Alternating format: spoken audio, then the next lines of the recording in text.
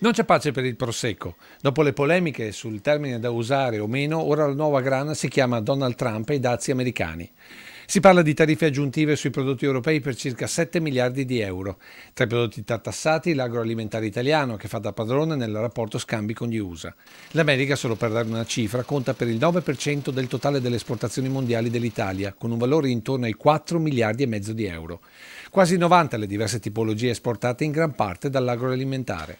Un vero e proprio colpo basso per questo settore che vede il Veneto e la Marca in prima fila, sia per la filiera lattiero-casearia con i formaggi, ma soprattutto per il vino.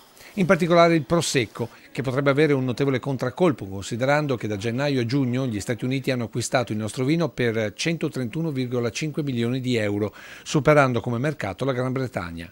Chiara quindi la preoccupazione per tutta la regione. Da un lato le sanzioni con la Russia che ci hanno fatto perdere quasi 1 miliardo di export, dall'altro tutto quello che sono i dazi americani, i dazi applicati da un paese amico all'Italia, che è un paese che ha sempre sostenuto gli Stati Uniti, dazi che ci penalizzano in un contesto nel quale non possiamo non dimenticare che l'Italian sounding, cioè i prodotti dell'agroalimentare che vengono venduti come italiani ma non sono italiani, valgono circa 120 miliardi di euro. Perché oltre al danno sulle vendite, i dazi significano aprire il mercato al falso grana padano, al montasio e soprattutto al falso prosecco.